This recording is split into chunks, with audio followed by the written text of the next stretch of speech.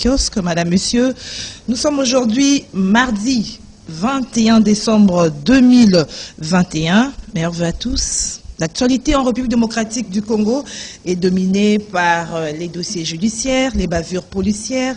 Voilà, nous allons analyser tous ces dossiers avec deux invités. Le premier déjà là, il s'agit des Dou Jésus Bélédou, à qui je dis bonjour. Bonjour madame, meilleurs vœux. Merci de l'invitation et bonjour également à tous les auditeurs, les téléspectateurs de CCTV Iralik. C'est un honneur d'être invité sur ce prestigieux plateau.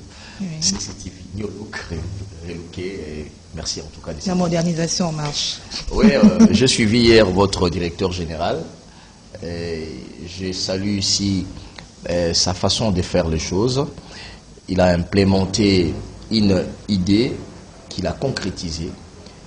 J'ai vu des matériels sophistiqués sur ce plateau. Je faisais tout à l'heure là la visite du bâtiment. J'ai visité la radio. J'ai vu combien les matériels sont sophistiqués. J'ai vu combien vous êtes dans le confort et sur le plan professionnel et sur le plan matériel. J'espère et je crois que le social va suivre comme il a d'ailleurs... Oui, dans peu de temps d'ailleurs. Il a dit qu'il faut s'attaquer maintenant au social des agents du CCTV. Et je vous salue tous les agents de CCTV pour le professionnalisme, en commençant par un grand ami à moi, Serge Kabogo, vous, les techniciens. Oui. Et j'espère que CCTV va redorer son blason datant au moment de ses grandes gloires.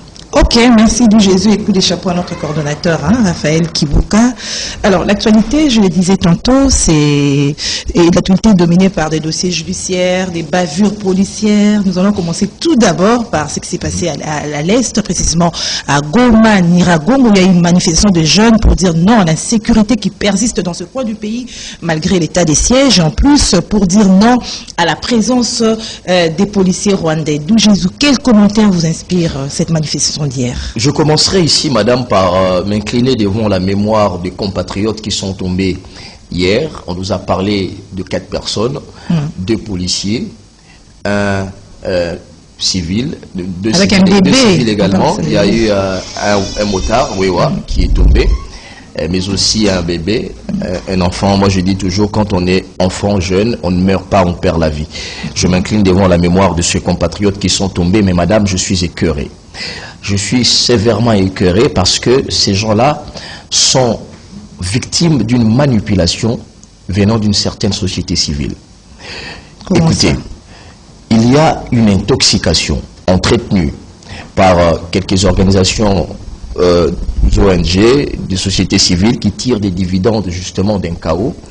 Malheureusement, ces ONG ou certaines sociétés civiles, parce qu'il n'y en a pas toutes les sociétés civiles, il y a quelques organisations qui sont inféodées et qui ne sont là que pour faire passer un message macabre dans le but de déstabiliser la province du Nord Kivu ou l'espace de l'Est du pays. Madame, voici la vraie version. Aujourd'hui, les sociétés civiles, cette société civile marche pour dire aux compatriotes qu'il y a des militaires, des policiers rwandais qui opèrent sur le sol congolais, particulièrement dans le Nord Kivu, à Goma. Madame, c'est de l'infox, du fake news, c'est une fausse information. Au moment où nous faisons cette émission, même ceux qui sont dans la partie est du pays, notamment à Goma, personne n'a pu prouver, ne serait-ce que par une petite vidéo, la présence ne serait-ce que d'un policier rwandais à Goma. Alors, avant de l'arrivée de Jésus Bélédou, la cause même, le but même de la manifestation, hormis la présence de policiers rwandais, c'est d'abord l'insécurité qui persiste, malgré l'état de siège, malgré la présence de la coopération militaire avec l'Ouganda. Est-ce que là aussi, la cause ou la révolte, là aussi vous parlez d'intoxication, ou bien la population est en train de vivre la réalité et elle dénonce? Madame, il ne faudrait pas qu'on fasse de l'amalgame. Ici, la grande revendication d'hier, c'était la présence d'une existence de la police rwandaise sur le sol congolais. Et l'insécurité? L'insécurité in globo, ça c'est un fait. Et le gouvernement a, je crois, à ces stades, mis des mécanismes pour justement juguler la problématique de l'insécurité qui, madame, n'a pas débuté aujourd'hui, qui date de décennies dans cette partie du pays. Et il y a une recette, il y en a une autre. La première, c'est justement l'état des sièges. C'est vrai que l'état des sièges a quelques défaillances, mais l'état des sièges ne veut pas totalement dire l'état de paix. Il faut qu'il y ait de petites bavures. Il ne faut pas, mais ce sont des petites bavures pour justement juguler la problématique de l'insécurité. Mais c'est une recette qui est tentée. Et les résultats sont là. Il y a eu reddition de plusieurs milices, des rébellions, etc. Il y a eu plusieurs rebelles, notamment les Codeco, qui se sont rendus. Certains ont même été traqués jusqu'à dans leur bastion. Ce sont des efforts qui sont en train d'être faits. Ce qui est vrai, il n'y a pas de la paix totale dans cette partie du pays. Mais c'est une recette. Pendant plusieurs années, on n'a pas eu cette recette. La deuxième recette, je crois, c'était des coopérations entre les armées de la sous-région. Notamment, il y a eu l'armée kenyane, il y a eu l'armée ougandaise. Ce sont les députés du Nord Kivu qui ont fait la demande justement d'une coopération militaire entre l'armée congolaise et l'armée ougandaise. Et les opérations sont en cours. Il y a eu une transparence au niveau de l'information. Faut-il rappeler ici que tu sais bien qu'il y ait d'autres nient, hein, ils disent qu'ils n'ont pas été informés. Non, il y a eu des informations venant, il y a eu des informations venant malheureusement du ministre de la Communication qui à un moment donné a sémé les doutes en disant qu'il n'y a pas eu une présence de l'armée ougandaise en RDC. Après, il s'est rébiffé. C'est là où il y a eu un peu de doutes. Mais je vous dis, à ces stades de choses, il n'y a pas d'ombre. S'agissant de la question, le chef de l'État lui-même l'a rappelé lors du discours sur l'état de la nation. Il a confirmé qu'il y avait une coopération militaire entre la RDC et l'Ouganda et que tout s'est fait selon les règles de l'art sur le respect des textes de la République démocratique du Congo. Il a même rappelé que tout est passé par l'Assemblée nationale. Et d'ailleurs, moi je vous informe ici que c'était les députés du Nord Kivu, de l'espace de l'Est, qui ont sollicité cette coopération. Et donc, madame, ce sont des recettes pour juguler la problématique de l'insécurité. Mais je verrai. Non, ça ne va pas. Un problème qui a été entretenu, où des tireurs de ficelles ont été à Kinshasa.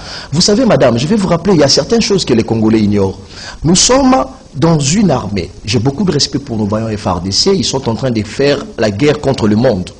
Nous faisons la guerre contre les rébellions des pays voisins. Nous faisons la guerre contre les multinationales, et ça ne date pas d'aujourd'hui, madame. Les cobaltes qui sortent de la RDC, ce sont les multinationales, de grandes marques, les Nokia, etc.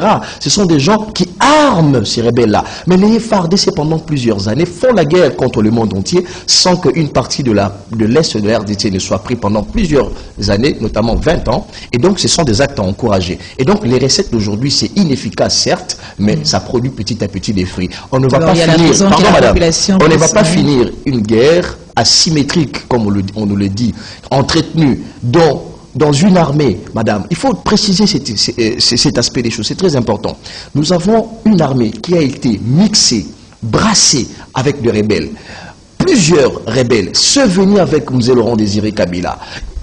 James Kabarebe a amené certains lieutenants au niveau de FARDC. Certains sont rentrés au Rwanda, mais d'autres sont restés dans cette armée. Il y a plusieurs rébellions, RCD notamment, les rébellions, le MLC, plusieurs qui sont venus de la rébellion, ils sont dans cette armée.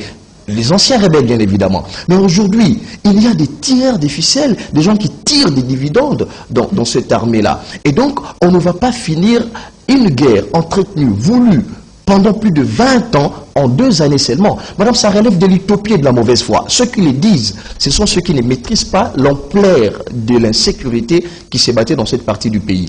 Il faut à un certain moment taire des divergences politiques, s'accorder sur des questions qui concernent la République, notamment la question de l'insécurité ou la sécurité. Madame, je veux revenir sur ce qui s'est passé à Goma. Je parlais ici d'une fausse information. Oui. Voilà ce qui se passe maintenant. Il faut signaler que la RDC, la République démocratique du Congo, n'a pas un accord spécifique avec le Rwanda s'agissant de la coopération entre les deux polices. Je le répète, la République démocratique du Congo n'a pas souscrit avec le Rwanda un accord secret ou un accord spécifique pour le métissage ou la collaboration de deux polices. Non, il n'en existe pas. La population s'est levée. Très bien. On dit il n'y a pas de fumée sans feu. Voilà la bonne question. Il y a eu une manipulation. Amouli l'a précisé et les Congolais n'ont pas compris. Voici pourquoi le VPM, le vice-premier ministre, ministre de l'Intérieur, Daniel Asselokito, l'a encore bien dit. Et il a précisé à l'intention des Congolais qui sont dans cette partie du pays. La République démocratique du Congo fait partie d'une association Et cette association, c'est les EAPCCO. Pour résumer, ça veut dire que c'est une association africaine des polices de l'Afrique de l'Est. Et dans le cadre de cette association, il y a 14 pays de la sous-région qui ont souscrit à cette collaboration. La collaboration, justement, madame, n'est table que sur les échanges d'informations, s'agissant de la lutte contre les questions, par exemple, du terrorisme. Parce que ce sont des questions qui, au moment où nous faisons cette émission, madame, ce sont des questions qui doivent être préoccupantes au niveau de la sous-région parce que le terrorisme a maintenant une forte activité dans la sous-région. Et donc, à ce stade de choses, la RDC, l'Ouganda, le Rwanda, le Kenya et 14 pays de la sous-région, madame, ont souscrit. Et je dois le rappeler parce que l'information, la désinformation est en train de circuler. Et ce n'est que dans le cadre de cette collaboration, de cette coopération, qu'il y a entraide policière, l'entraide des policières sur des questions sécuritaires, sur les échanges d'informations. Cela ne veut pas dire que l'armée congolaise ou la police congolaise doit se déplacer pour aller opérer en Ouganda. Non, madame. Ou l'armée rwandaise vient opérer en République démocratique du Congo. Ce sont des échanges d'informations, pas seulement avec le Rwanda, avec l'Ouganda, avec d'autres pays de la sous-région. Et donc, ce n'est qu'à ce stade des choses. Et d'ailleurs, madame, il faut le souligner, que la RDC, la République démocratique du Congo, au moment où nous parlons ici, est présidente de cette association. L'association, je vous l'ai dit ici, en sigle, c'est EAPCCO. C'est l'association de l'Afrique, l'association africaine des polices de l'Afrique de l'Ouest. Et donc, la République démocratique du Congo est présidente. Et à ce titre, les vice-premiers ministres, ministre de l'Intérieur, Sécurité et Décentralisation, et c'est lui qui préside les conseils des ministres des polices de l'Afrique de l'Ouest. Et donc, de cette association. Et d'ailleurs, il y a eu une activité qui s'est tenue il y a 2 mois ici, où tous les responsables des polices et les ministres de l'Intérieur de cette association, 14, qui ont été en République démocratique du Congo pour justement tabler sur la présidence et sur la coopération policière. Et ce n'est qu'à ce titre, madame, que le général Amouri, qui se trouve être les commissaires, je crois, ça va me revenir, que le général Amouri est allé au Rwanda dans le cadre de ces échanges. Il a parlé de cette collaboration dans le cadre de l'association. Justement, madame. Et malheureusement, puisque, s'agissant de la question de la sécurité dans la partie est du pays, les gens sont très sensibles. Et dans ça, les tireurs de ficelles, certaines ONG, pour justifier l'argent qu'ils reçoivent de, entre guillemets, les impérialistes, ils font manipuler la population. Ils ont raison d'être malheureusement, non, sur cette question, madame, sur cette question, je l'ai spécifié. Il n'y a pas de balkanisation, il n'y a pas de présence de l'armée et de la police rwandaise à Goma. Il faut le préciser, madame. Je l'ai précisé, je l'ai expliqué plusieurs fois. Ce n'est qu'à ce titre, madame, que la RDC coopère. Et madame, réfléchissons. Est-ce que pour engager un État sur des questions qui concernent la coopération entre la police de notre pays et la RDC, c'est un général qui va le faire. C'est un général, vous êtes sérieux, madame? Et c'est Amouli qui va l'annoncer, qui va aller faire une coopération, signer un contrat qui engage la République démocratique du Congo. Et où en sommes-nous? Et qu'est-ce qu'on fait des institutions de la République? Vous voyez que les gens refusent de réfléchir. Alors, il fallait que la population manifeste pour que... La question a été plusieurs fois expliquée. Madame, la question a été plusieurs fois expliquée. Le ministre, le VPM de l'Intérieur l'a plusieurs fois explicité. Et malheureusement, la manipulation qui se trouve dans la partie Est, madame, je vous dis ici, des tireurs de ficelles, ils sont derrière ces désordres. Il y a des gens qui tirent des dividendes pour dire il y a les chaos dans l'Est du pays. Et donc, madame, pour terminer la question, je vais ici réitérer ici mes condoléances aux familles éplorées, aux compatriotes qui sont tombés par cette manipulation.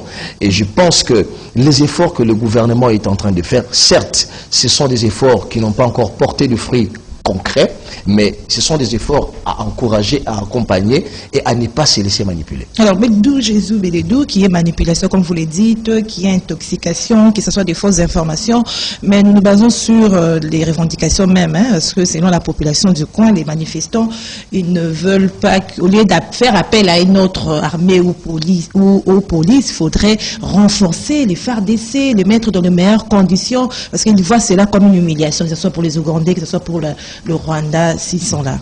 Madame, je vous ai expliqué ici, et je leur ai dit, la République démocratique du Congo n'est pas un pays qui évolue à vase clos. Certes, au niveau de l'armée et de la police, il y a plusieurs réformes qui sont en vue. Madame, nous avons hérité d'une police qui, pendant plusieurs années, avait la gâchette facile. Il faut le préciser ici, où on pouvait tuer et passer, rentrer chez soi et entretenir un flou. Et donc, toutes les réformes dont on nous a chanté pendant 18 années, on s'est rendu compte que c'était du pipeau. Il fallait commencer par les bonnes bases. Il fallait redonner de la valeur à ces FARDC, à cette police nationale congolaise. Et donc, je crois qu'à un moment donné, les efforts que le gouvernement sont en train de faire pour les réformes profondes au niveau de l'armée, au niveau de la police, ce sont des réformes qui sont en train d'être faites.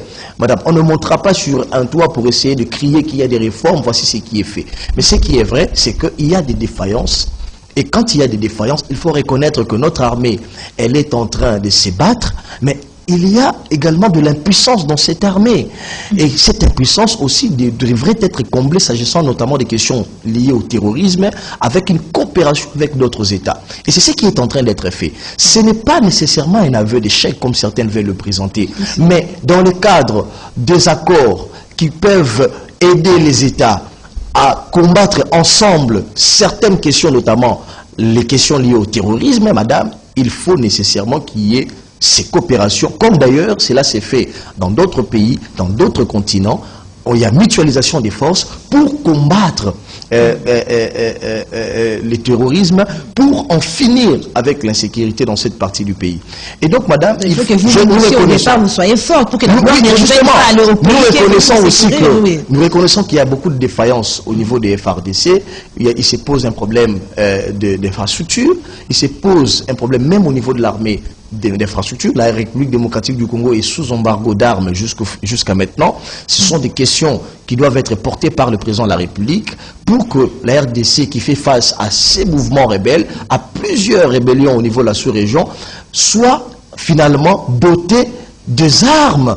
Et cela ne peut se faire que par la levée de l'embargo dans cette partie. Et donc, madame, petit à petit, ce sont des efforts qui sont en train d'être faits. Il faut le reconnaître. Certes, tout n'est pas reluisant, tout n'est pas parfait, mais les efforts qui sont en train d'être faits, madame, ne doivent pas être balayés par de la phrase de l'entend chaque fois des efforts, il faut du temps, il faut encore combien de temps précisément? Mais madame, la paix, la paix, ça s'octroie avec la guerre, qui vise pas qu'un parabellum, et je crois que c'est que les FARDC sont en train de faire chaque jour, ils sont au front, ils sont en train de repousser l'occupation, ils sont en train de se battre justement contre cette occupation, contre l'insécurité dans l'est du pays, mais je suis d'avis que cela ne va pas se résoudre du jour au lendemain, madame. Je vous ai peint ici des années et des années d'un conflit entretenu, voulu par des tireurs de ficelles, et je pense que les efforts, les recettes qui sont en train d'être faits apporterait quelque chose autant que l'état des sièges aujourd'hui apporte des résultats. Je vous ai parlé des redditions des rebelles, je vous ai parlé ici des groupes armés qui se rendent, notamment les Codeco, les FARDC qui gagnent certains terrains qui étaient bastions des FARDC. Je vous ai parlé ici de feu de l'armée congolaise en mutualisation avec l'armée ougandaise sur les bastions des rebelles ADF dans la partie est du pays. C'est un début, mais ce n'est pas un tout. Un début, et nous pensons que avec les efforts qui sont en train d'être faits, la problématique de l'insécurité pourra être résolue dans ce parti. Et aussi la présence de la MONUSCO, et dont le mandat a été renouvelé encore d'une année hier par le Conseil de sécurité. Madame, moi j'ai toujours été très critique vis-à-vis de cette MONUSCO. Je suis d'avis que la MONUSCO n'est là que pour assister au massacre. On dit que ce n'est pas de sa prérogative, mais moi je pense qu'on ne peut pas avoir une mission qui coûte autant. Chaque année, on nous parle de 1 milliard de budget pour la présence de la MONUSCO en RDC. La MONUSCO en est, je crois, à sa 10e ou une 15e année. C'est des milliards de dollars, mais une mission qui assiste impuissante plutôt au massacre qui s'est fait dans cette partie du pays. Et renouveler ces mandats-là, je crois simplement que si la MONUSCO devrait rester en RDC, La MONUSCO devrait efficacement accompagner les FARDC. Mais la MONUSCO qui reste, qui se voit son mandat être renouvelé, mais on continue à tuer sous sa barbe, on continue à piller sous sa barbe, on continue à massacrer sous sa barbe. Madame, je ne suis pas loin de croire à une théorie des complots avec la MONUSCO. Voilà. Merci Dou Jésus. On reste dans le secteur de la police, hein, avec cette fois-ci des bavures policières, avec la mort de ce jeune Olivier Ponga. Olivier Ponga qui a trouvé un homme après avoir été torturé au bureau de la police. Alors, quel est votre commentaire? Madame, je suis... Madame, je suis très déçu. Ouais. Je suis très déçu de notre police. Je dois l'avouer. Je suis très déçu. Pourquoi? Parce que on ne peut pas, en plein 21e siècle, torturer ainsi un compatriote. On ne peut pas, quelle que soit la faute, quelle que soit la bavure pour causer. Pour passer aux aveux. Passer aux aveux, je ne sais pas, vous voulez dire quoi concrètement là, mais ce sont des choses qu'on voit. Madame, il y a des choses, lorsque vous voyez rouge, il faudrait dire que c'est rouge. Il ne faudrait pas maquiller la vérité. Regardez ce qui s'est passé avec notre compatriote Olivier. On l'a pratiquement battu à mort jusqu'à ce qu'il meure. Mais là, c'était parce qu'il est mort qu'on a entendu parler de tout ça, parce que quelqu'un a eu le courage de filmer et de les balancer dans les réseaux sociaux. Mais ce genre de pratiques se font chaque jour par notre police. Malheureusement, madame, il faut le dire, j'ai été victime à l'aéroport international de Njili. Des gens sont venus m'appréhender, m'arrêter comme un malfrat parce que, disait-il, je prenais une photo à l'aéroport et que c'était interdit. Pendant ce temps, il y avait des blancs juste à côté de chez moi qui prenaient des photos. On les a laissés, ils sont partis. Et moi, on m'a pris comme un malfrat. Madame, si je n'étais pas Bilédou Dou Jésus, je ne sais pas si maintenant je serais au parquet ou en prison de Makala. Madame, il y a des cas comme ça qui se font en silence dans ce pays. Et pour vous en rendre compte, circulez dans la route. Regardez ce que font les policiers de circulation routière. Madame, je viens ici marteler sur un cas avant d'aborder la problématique de Olivier qui est décédé. Qui gère le Oudjana? Qui gère ces policiers, ces unités appelées Oudjana, qui sèment peur et désolation à Kinshasa? Vous posez la question à Kassongo, nous ne gérons pas ces gens. Ah bon? Vous êtes journaliste, posez la question à Kassongo. Moi, j'ai été appréhendé par les Oudjana au niveau des poids lourds. Je pose la Nekita, ils sortent avec des pinces, des histoires, des tournevis, etc. Je dis, monsieur, vous m'appréhendez, qu'est-ce que je fais? Qu'est-ce que je fais? Qu'est-ce que je fais? Je suis ici sur la chaussée. Vous m'appréhendez, qu'est-ce que je fais pour que je vous donne Mikanda, etc. Écoutez la réponse. Biso toza baoudjana, to dépendaka na Kassongo te, to dépendaka na ministre intérieur te. Biso toyaka aboyebi ndenge toyaka toza na mokonzi na biso. Tokoyoka butute benga ta général, benga ta nani olingi, tokotobola mapine na yo. Qui gère ces gens-là alors que le vice-premier ministre, ministre de l'Intérieur, il y a pratiquement 2 mois ou 3, a fait personnellement la ronde. Il a vu comment ces gens sèment la terreur et il a instruit pour que ces gens-là ne régulent plus la route. On a marché sur son instruction. Qui gère ces Oudjana? Madame, ce sont des cas comme ça. C'est les chefs, ils doivent agir. Mais justement, c'est là où je dis, moi je pense à un moment donné, il faudrait tabler sur faire tomber des têtes. Pourquoi ne pas faire tomber s'il y a par exemple sur le cas d'Olivier Mpungu, où on vous dit le général Mopepe a été, le colonel Mopepe a été, parce que ça s'est fait dans sa juridiction, il a été arrêté, appréhendé. Il y a un policier, il y a 6 personnes au total. On vous a parlé d'un OPJ policier qui a torturé, il y a le plaignant, il y a les receleurs, il y a les chefs des opérations et il y a le colonel Mopepe. Madame, si on peut mettre la main sur ces gens-là, les sanctionner. J'ai aimé le procès en flagrance. Sous Kabila, c'était, on tue aussi Mukendi pour qu'il y ait un procès. Il fallait attendre, il y avait parodie de justice. Il fallait attendre qu'il y ait alternance pour qu'on finalement qu'on ait un procès, qu'on ait des condamnations. Mais aujourd'hui, le procès s'est fait en flagrance. On le voit à la RTNC. Mais c'est bien, vous avez interpellé le colonel Mopepe. C'est bien, l'OPG a été interpellé, les autres en flagrance. Mais pourquoi Kassongo n'est pas interpellé? C'est ça la bonne question. Pourquoi Kassongo n'est pas interpellé? Madame, je me pose des questions.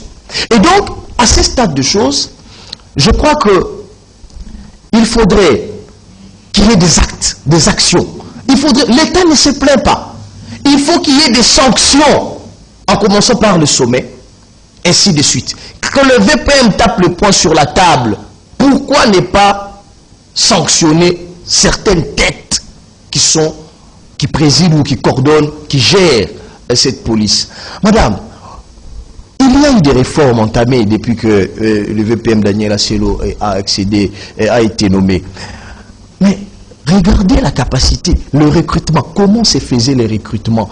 On nous a dit ici, il y a eu avec la MONUSCO la formation des policiers, etc., etc. Mais pourquoi aujourd'hui la plupart des policiers ont la gâchette facile? Pourquoi les mêmes pratiques continuent?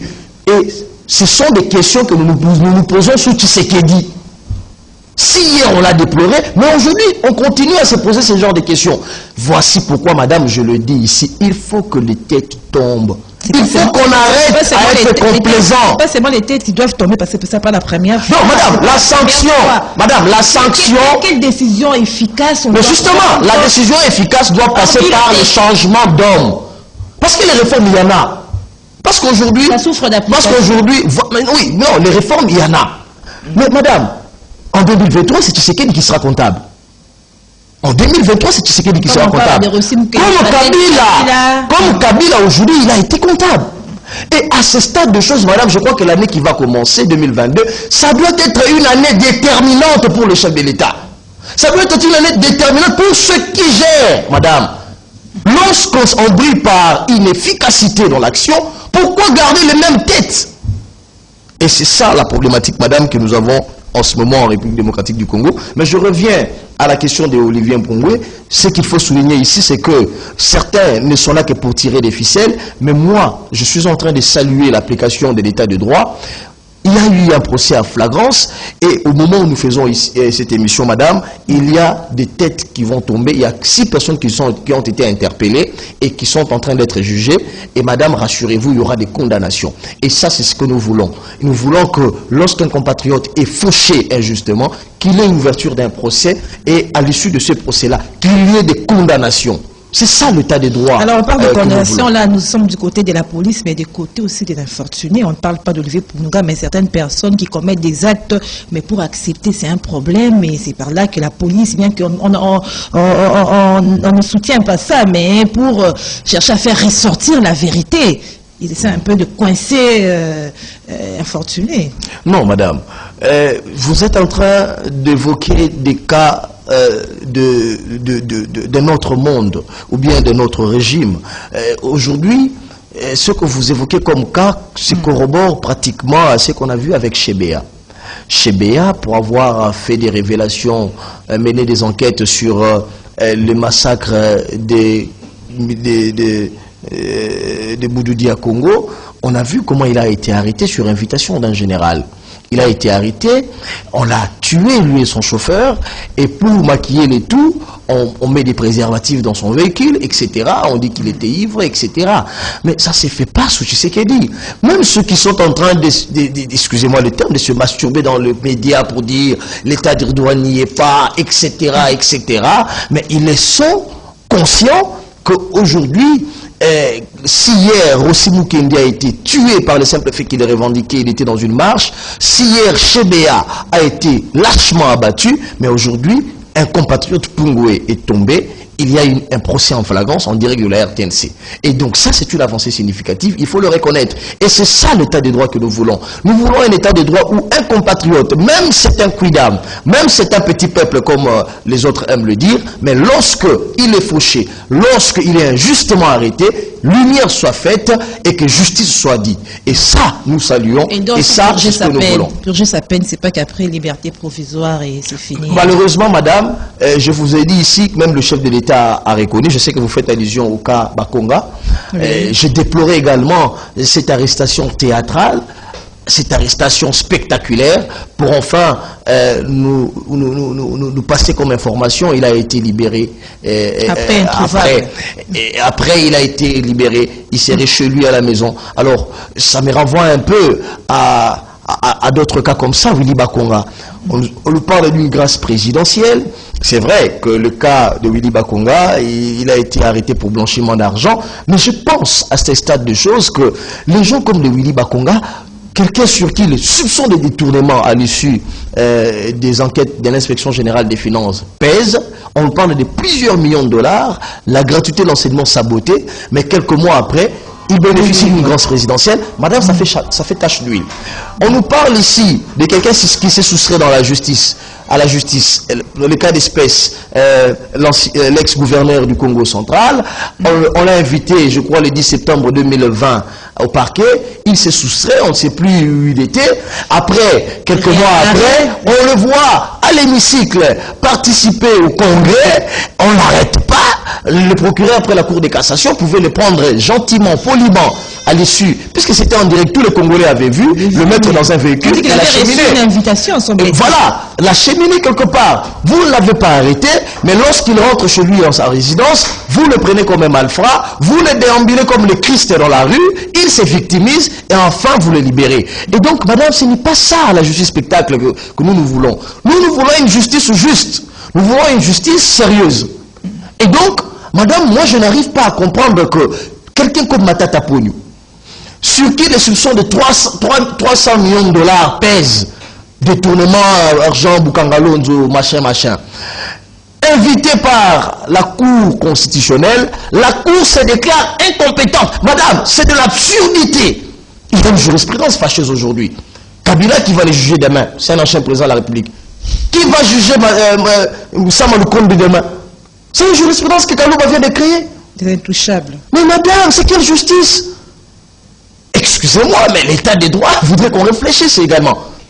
Et l'homme est en train de semer une confusion au niveau du Sénat jusqu'à accuser le président Bahati. Il dit qu'il est complice. Et il veut se laver au Sénat. Et donc, madame, c'est la justice qui a donné aux gens comme Matata Ponyo l'audace encore de prendre parole au Sénat et de dire que l'Assemblée ou le Sénat est complice de son arrestation. Et il dit qu'il est lavé de tout soupçon, alors que les fonds n'ont pas été touchés. Ils s'enorgueillent. Ils s'enorgueillent. Voilà l'état que Tshisekedi doit corriger en 2023.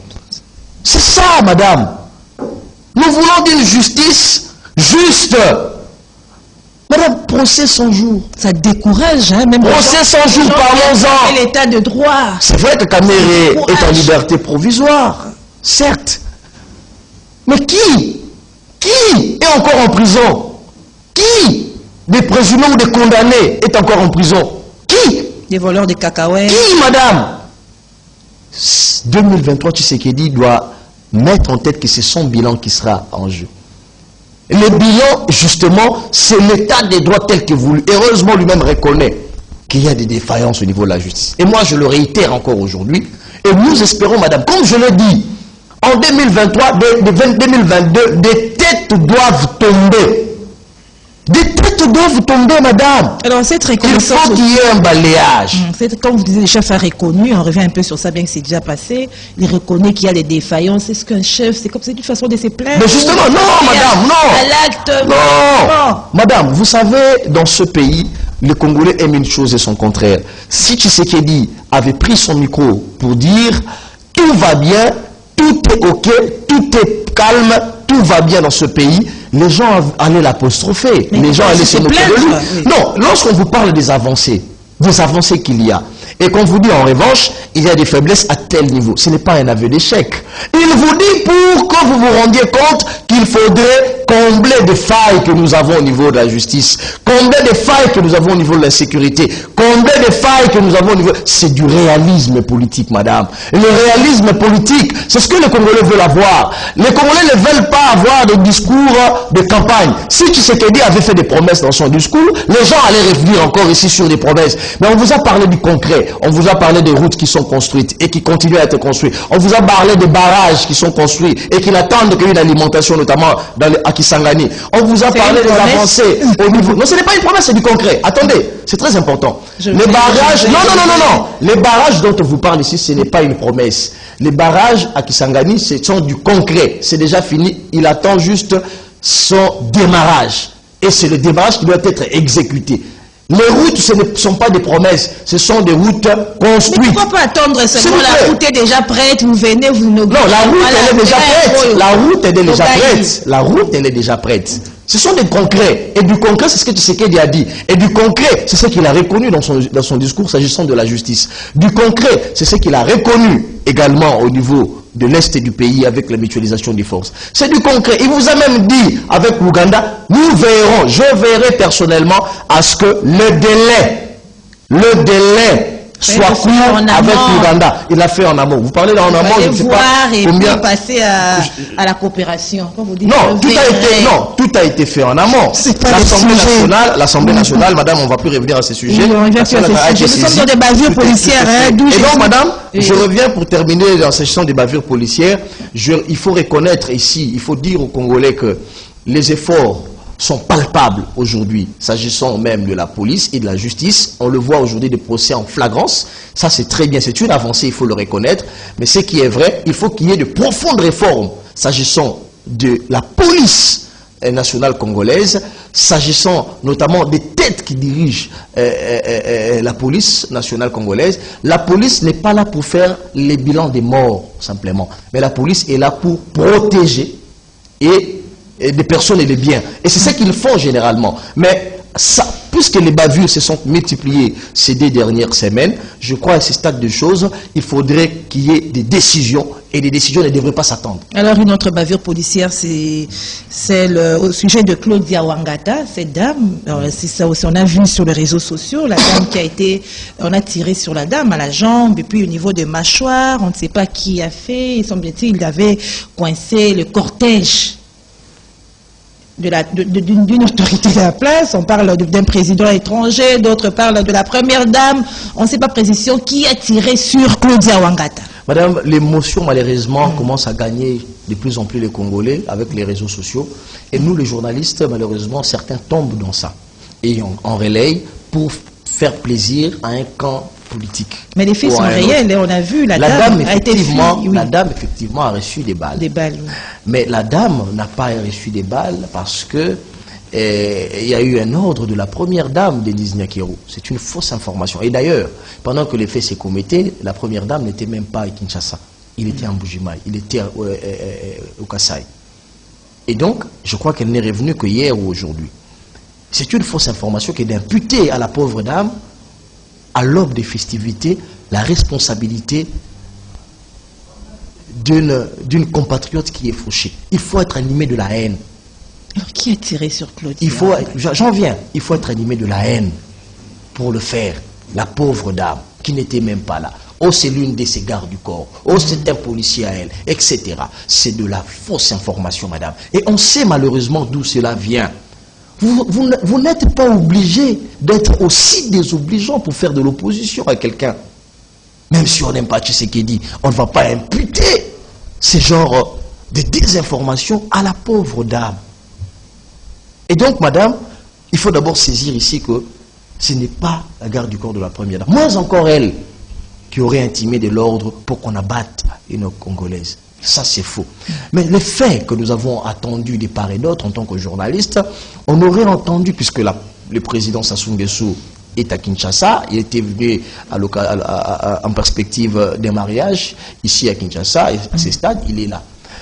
Les faits se seraient déroulés à Gombe, et la dame reviendrait, je le mets au conditionnel, ce sont des faits, des recoupements qu'on entend de gauche à droite, le temps que la lumière soit clairement faite, revenait d'une soirée festive, et arrivée là, elle aurait heurté, je crois, une barrière, et à ce stade de choses, puisque Sassou était quelque part là, la garde de Sassou n'aurait pas apprécié voir un véhicule arriver à vive allure, là où il y avait, les présidents, et en plein couvre-feu, c'était du suspect, et la voiture ne s'arrêtait pas. Voici pourquoi il y a eu ouverture de couvre-feu. Madame, ça ne se justifie pas. On ne peut pas justifier qu'on ouvre un coup de feu comme ça sur un compatriote comme ça, par le simple fait qu'elle représentait une menace. Ça ne se justifie pas. Parce qu'on parle ici des gardes qui seraient proches d'un président de la République. Il y a des stratégies de neutralisation sans passer par le coup de feu. Pourquoi ne pas tirer sur le pneu? Je me pose des questions. Franchement. Pourquoi ne pas tirer sur le pneu? La voiture pouvait s'arrêter. Faucher une compatriote comme ça, madame, c'est très grave. Et je condamne les actes. Et donc, j'interpelle en même temps les ministres de la Défense qui s'occupent de l'armée. J'interpelle en même temps le haut responsable de l'armée pour que, en plein capital, pareils actes ne se posent pas parce que ça ne se justifie pas. Est-ce que nos autorités pouvaient faire poser cet acte dans leur pays? Madame, au moment où nous parlons ici, je ne sais pas si vous avez des informations assez avancées, mais si j'ai mis au conditionnel, c'est parce que je n'ai pas assez de lumière sur ça. Mais je sais simplement que l'information qui a été imputée faussement à la première dame, c'est de l'intox, c'est de la manipulation simplement. Et d'ailleurs, il y a même quelqu'un qui a pris un faux compte Twitter d'une consoeur respectable, Sylvie Bongo, pour pondre du n'importe quoi. Dire que c'est la première dame, etc. Heureusement que nous avons vite remarqué, on l'a dénoncé. Et donc, madame, il ne faut pas imputer à la pauvre dame, la première dame, la responsabilité de cette histoire. C'est de l'intox, c'est des fake news. Et nous, avec la famille de la dame qui est fauchée, nous compatissons et nous espérons que la dame va s'en sortir indemne, comme un peu Kabila Kingakati. Avec son accident, nous espérons au moins que tout ira mieux pour la dame et qu'elle aurait des soins appropriés. Mais pendant ce temps, nous apprenons aussi qu'elle serait hospitalisée sur le frais de Nu Sassou Nguesso. Je ne le confirme pas, mais si cela est vrai, comprenez directement qu'il ne s'agit nullement de la garde présidentielle et la garde de la première dame. Il s'agit plutôt d'une autre histoire que celle qu'on nous a présentée. Alors, on reste en justice avec l'arrestation de Ferdinand Kambere et du PPRD pour coups et blessures volontaires sur un autre membre du PPRD, les noms m'échappent. Et quel commentaire Ardon Kabambi. Bon, madame, moi je suis très mal à l'aise pour commenter sur des dossiers qui concernent ce parti politique, étant donné que ce parti... s'éclate, hein. Bon, c'était prévisible. Le PPRD, comme le FCC, c'était comme le monde pandémonium, le monde de Satan. Les démons, ils ont un seul maître, mais ils ne s'attendent jamais. Et c'était livré. Et d'ailleurs, le PPRD, c'est un parti des cadres, c'est un parti qui a été créé dans un contexte de pouvoir. Et par moment où Kabila n'est plus au pouvoir, c'était prévisible que le parti s'éclate. Regardez, c'est un parti en lambeaux, c'est un parti qui agonise. Moi, je considère le PPRD comme un corbillard. On ne tire pas sur un corbillard, madame. Et donc, ça va droit vers son inhumation quelque part. Je constate simplement que au FCC, des jeunes comme le Moutamba, le Moutamba, Constant, qui se sont pris en charge contre de la manipulation de Chadari, par exemple, pour paralyser les pays avec l'arrestation des... Non, c'est fini avec ces histoires. C'est-à-dire, on voit certains qui tirent sur Néhémie. Heureusement que la sagesse d'Émile Bongeli, qui est aussi du PPRD, un communicateur du parti, il s'est retiré. Il dit, je ne peux plus continuer à faire la communication d'un parti qui envoie des chiens enragés, pratiquement c'est l'expression que j'utilise, des gens qui n'ont aucune éthique, mais qui ne sont là que pour faire de l'arrogance dans les médias et tirer. La conséquence aujourd'hui, c'est un parti fragilisé. Et jusqu'au moment où on nous parle de un secrétaire permanent adjoint qui se comporte comme un koulouna à Pakadjouma, qui prend mais on les a pas une bouteille. Malheureusement. Oui, mais c'est la raison pour laquelle elle a été arrêtée, elle a été acheminée à Makala. Prendre une bouteille comme maître, je ne sais pas qui à Matiti, l'administrer sur un de vos camarades du parti, par le simple fait qu'il y ait eu des divergences. Et malheureusement, j'entends un discours, on dit, non, c'est une guerre des palais, non, c'est une affaire en interne, c'est une cuisine en interne, les lâches, ça, c'est lave en famille. Non, il y a des signes qui ne trompent pas, madame. Le PPRD est face au croque-mort. Le PPRD n'attend que l'inhumation. Et c'est ce que nous sommes en train de vivre. Et madame, rassurez-vous, il y en aura plusieurs scandales comme ça. Quand un secrétaire général est arrêté pour coups et blessures, parce qu'il a pris comme un coulou dans une bouteille et tapé sur un autre. On dit aussi Ardon aussi avait tapé sur lui. Ah ben justement, c'est ce qu'ils font désormais. Alors même maintenant, à l'opposé, je me pose la question. Si et seulement si, c'était Kabound ou Kabouya, qui prenait une bouteille, qui tapait sur John Chikai, qui est un adjoint. On a aussi l'arrêter, c'est ça la grande question. Mais justement, pour coups et blessures. Mais si c'était lui, quelle récupération politique n'allons-nous pas entendre? Quelle récupération politique? Des sauvages, Des gens sous les bois, voici comment ils se comportent, etc., etc. On connaît leur discours, des bas étages, de la basse-cour. Voici aujourd'hui qu'un parti, un secrétaire permanent, s'illustrer dans les actes des Koulouna et être acheminé. Et nous espérons au moins que justice sera faite et que le pauvre Ardan Kabambi qui a été lâchement molesté, je crois que finalement il va s'en tirer. Alors on termine, c'est déjà la fin, votre mot de la fin, ce sera peut-être, nous devions normalement évoquer le dossier de le séjour de Moïse Katumbi à Kisangani, dans la Chopo, je crois. Et alors, son message, je suis dans l'union sacrée, mais je cautionne pas des bavures, hein, c'est ce qu'il a dit. En une phrase, Beledou, votre commentaire par rapport à ça. Madame, en une phrase, je crois que Katumbi ne s'est pas encore trouvé un chemin à lui. Il ne sait pas s'assumer en tant que politique. Il torpille l'action d'un gouvernement dont il est comptable lui-même. Il a le vice-premier ministre, il a des ministres d'État, il a des ministres, il a les vice-ministres, mais il se comporte en opposant. Et je crois que je ne veux pas donner raison à ceux qui disent que c'est un commerçant, ce n'est pas un politique, parce qu'un politique garde des convictions. Un politique, il doit tout accepter. Non, pas tout accepter, madame. Martin Fayoulou a refusé la main tendue par Tshisekedi pour l'Union sacrée. Il n'a pas voulu être comptable en 2023. Pardon, je termine par là. Il n'a pas voulu être comptable. Il n'a pas accepté la main tendue de Tshisekedi. Mais lui, par contre, il a accepté la main tendue. Mais il n'a qu'à quitter l'Union sacrée. C'est ça l'a fait. Ça n'empêche pas de quitter l'Union sacrée. Ça marche pas, non, madame.